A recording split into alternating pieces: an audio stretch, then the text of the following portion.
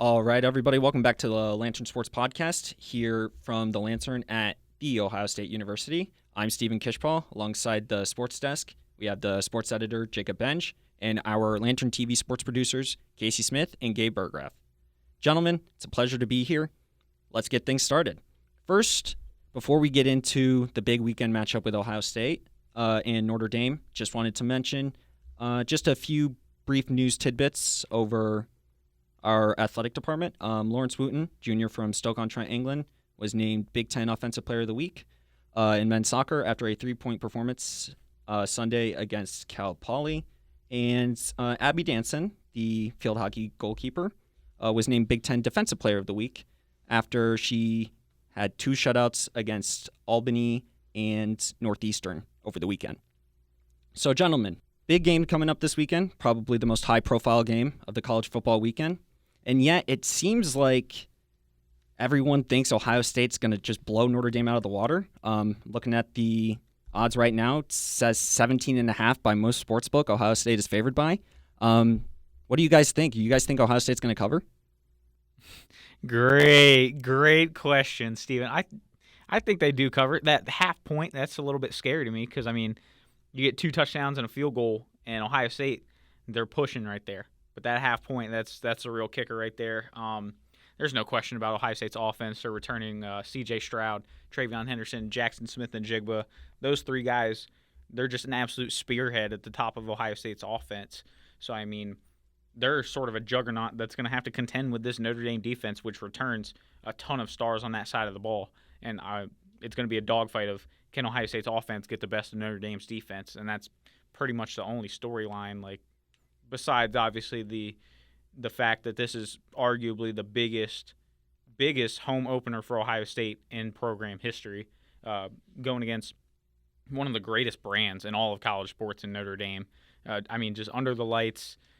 Game day is going to be there. Jack Harlow, Jacob's boy, Jack Harlow, is going to be there performing at game day. That's what they all say. He's going to be there. And I mean, there's just all sorts of hype around it, and it's going to be a magical night. Call it Disneyland. And with that being the case, there's so much hype. There's going to be a bunch of recruits there for Ohio State to kind of show off the Ohio State environment, what it's like to play in the shoe, to start off the 100th anniversary year of the shoe in Columbus. It's going to be interesting to see how Ohio State responds to what happened last year and kind of the adversary that they finally had to face, defeat they finally had to look in the face and tried to come back from. The defense is one thing I think everybody is expecting to be at least a little bit different, show a couple different things. And because of that, when you have a 17.5-point difference and a spread of that nature, you can win by 3 scores and still not cover. So the mantra is, as we all know, good teams win, great teams cover. If Ohio State can play up to their caliber, if they are the championship team a lot of people think they are, they should cover. But, a night game in the shoe against a top 5 opponent, that's not a guarantee, especially when we don't know what this potential upgraded, vamped defense from Jim Knowles is. Yeah, it's a great point that you leave off on Jim Knowles. That's one of the most interesting things that I'm going to look at come Saturday's matchup between Ohio State and Notre Dame. We've heard a lot from Jim Knowles since his arrival in January. He wants to make Ohio State a safety-driven defense. He's notably changed the defense to a 4-2-5 look with 4 down and 2 linebackers there in the middle, and then he's going to go with 3 safeties and 2 corners, perhaps. He's pointed towards players like Denzel Burke, Cam Brown, Court Williams, who was also named a captain, as players who can perhaps spearhead Ohio State's new-look defense. I think it's also notable that, Ohio State brought in brand new secondary coaches with Perry Eliano leading the safeties, Tim Walton, who's coming to Ohio State from the Jacksonville Jaguars to coach both the cornerbacks and the secondary. I think their experience alone, Eliano coached Sauce Gardner, who was a first-round pick, and Kobe Bryant, who was also selected in this past April's draft. It's notable that Ohio State completely revamped its defense. It's a sign that Ryan Day wants to quickly get back to the college football playoff after missing it for the first time since 2018, at least under his guidance at the helm. So, Like he said at media days in July, an 11-2 season may sound good on paper, but it doesn't meet the expectation that Ohio State wants to have. No, absolutely. And I think this game is fascinating for a number of reasons because, usually people talk about two different outcomes. One team will win, one team will lose. But I'd like to think there are probably like 4 or 5 storylines that could come out of like any result. For example, if Ohio State blows Notre Dame out of the water and covers, then they clearly establish themselves as a Tier 1 national contender this year. Whereas any other result will, put forth some questions, such as if Notre Dame keeps it competitive, say within 10, and it's a high-scoring game, then there's going to be questions about the defense and questions about whether or not Ohio State is able to outscore every team in the country because, as we saw last season, their defense wasn't up to the best in America, kind of slogan that they branded themselves as.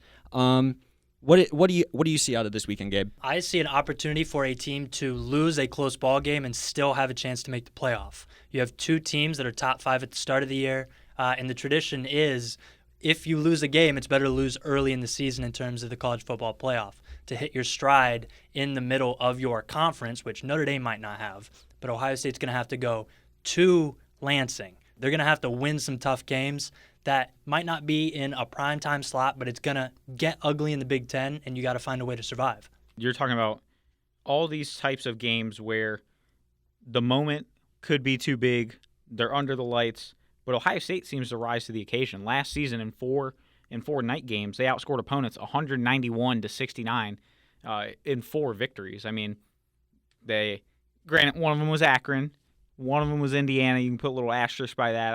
I don't really care. I'm not a big fan of the asterisk, no matter what the sport or situation is. Yeah, I mean, y'all can have that face all you want. I mean, what happened on the field happened on the field. You just got to play who's on your schedule, I mean, Minnesota, they were hanging around in that opener last year. All those questions have been put to rest now. C.J. Stroud, he's the guy. He has a whole season under his belt, minus that Akron game where Kyle McCord, he was leading the charge to that 59-7 victory.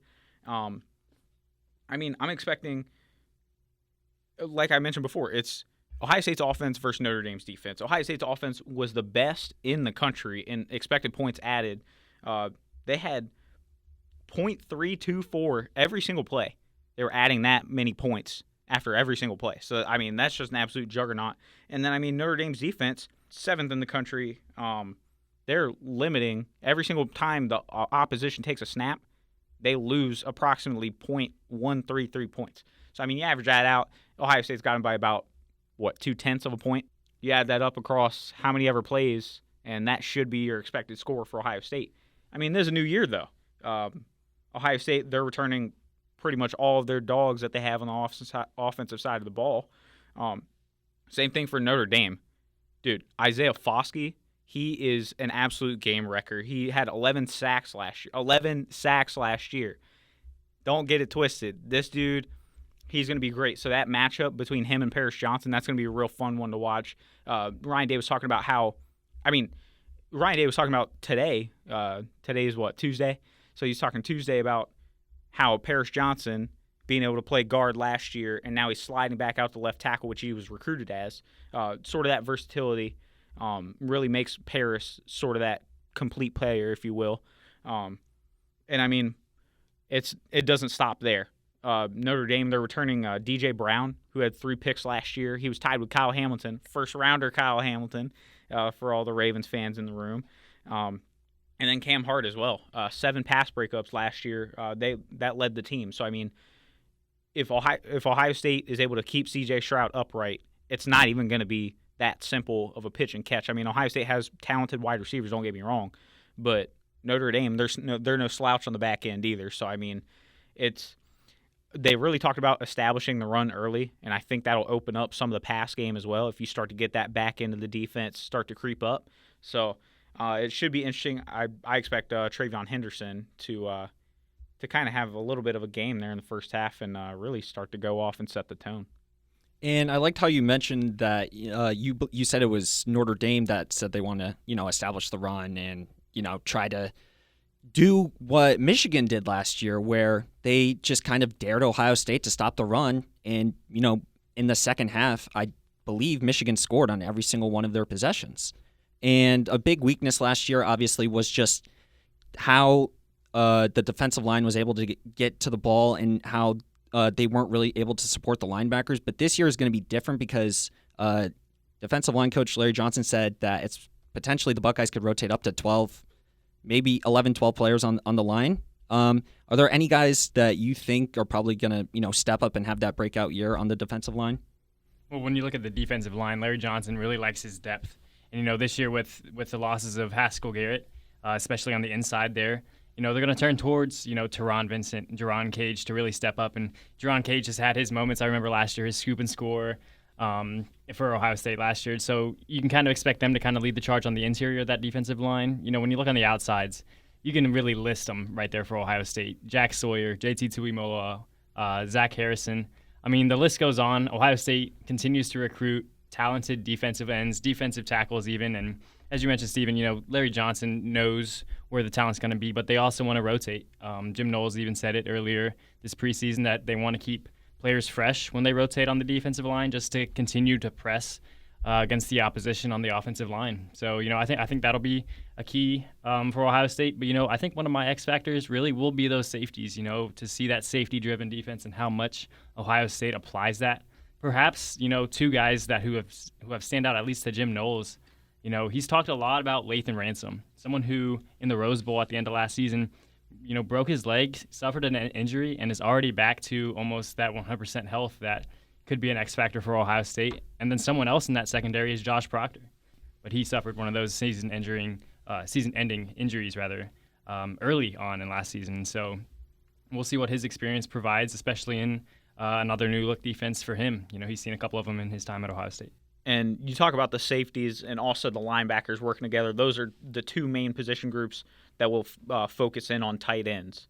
And I think that'll be an interesting assignment. I expect more of the safeties to be able to contain Michael Mayer, that's going to be his assignment. Because, last year he had 71 catches, 840 yards, and 7 touchdowns. So, he was Notre Dame's leading receiver, and he's back.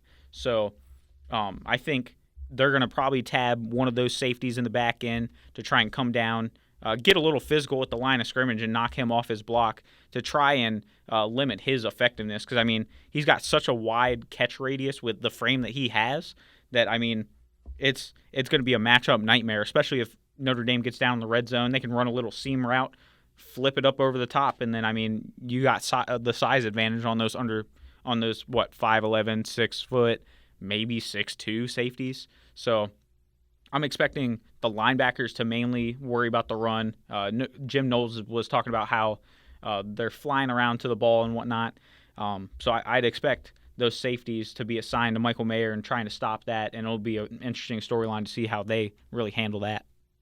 And going off of that, you mentioned Jim Knowles. Ryan Day today said that there has been no final decision where Jim Knowles will be, whether he'll be on the sideline or in the press box on Saturday. But we'll have to see what he pulls out of the hat, if he pulls much out of the hat at all, because you're playing a top 10 opponent, but at the same time, you don't want to give everything away if you have a winner-take-all potential Big Ten championship on the line against that team up north, Michigan, at home, and you want something to kind of break apart that offense and get a little bit more pressure, something that hasn't been seen, there's not film of. So it'll be interesting to see what exactly they roll out there and what they adjust with in game. Right, you're talking about Jim Knowles. He's a little bit of a comedian, He was just like, I could spend a half up top, I could spend a half on the field.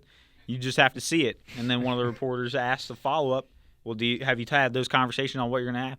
He fires back, of course I've had those conversations. I'm just not telling you. So, he's a funny guy. He may look a little gruff around the edges, but I feel like he could have a backup career as a comedian just if this whole football thing doesn't work out, which his track record says it does. And also to your point about how much to install the defense, he said about 75% has been bestowed upon these guys. And I think, like you said, they're not going to pull out all the stops. They're going to have a little bit of a basic defense, but basic within reason. It should be interesting. That's the thing to watch. Is that defense going to be improved? Because the offense can get it done. All right, all this talk about defense and offense and what they bring to the table. Boys, we want you on the record. I want to hear what your prediction is for this weekend. And, maybe we'll keep track every weekend and see how we do against each other. So, personally, I am going to go Ohio State does not cover, but they do win 38-24. I am going to go Ohio State wins but does not cover 45-28 with a 17-point victory. Just for the record.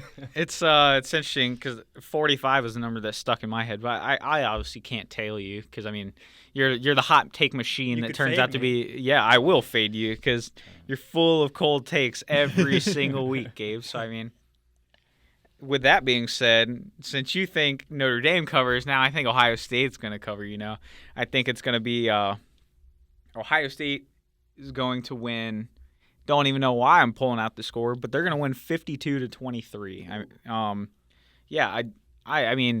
Ohio State's offense, they're, like I said, the juggernaut. They had the highest expected points added per play. And, they're returning pretty much everybody. So, you should be able to see what Jackson Smith and Jigba, Marvin Harrison Jr., Emeka Egbuka, Julian Fleming, Xavier Johnson, dude, the list goes on and on. So, Brian Hartline says he has 6 guys that are ready to go. It'll be interesting to see who those are and what they can do under the bright lights. Here we are making score predictions. This is one of my favorite segments because last year I remember Casey went off 6 or however many weeks it was, and he had either the score right or someone who had an interception. So it's very interesting. If anyone knows me, they probably know I don't really like making guesses. But, I also like stories behind things. And we were talking about it before this podcast. What could that score look like after Saturday night's top 5 matchup? The first for Ohio State, where both teams are in the top 5 in a season opener. I'm going to go with 42-27. So the story behind this is the score that Michigan had to beat Ohio State last year. Wouldn't it be something for Ohio State to have that same score, to make us a bit of a statement over Notre Dame and perhaps the Big Ten and college football as a whole, that it's, 42 points, the offense is exactly what it expected. 27 points is still, for Ohio State's new look defense and for as much hype and what, people are interested to see what's new about it. We'll see how they can improve. They're going to have Arkansas State in week 2, Toledo in week 3, but then Wisconsin again as part of their 5-game home stretch here to start the season. So I'll go 42-27, and Jackson Smith and Jigba has 2 touchdowns. So I love to hear it. Thank you so much for listening to episode 1 of the revamped Lantern Sports podcast. For Jacob Benge, Casey Smith, and Gabe Burggraf, I'm Stephen Kishpaugh, and we'll see you in the next episode.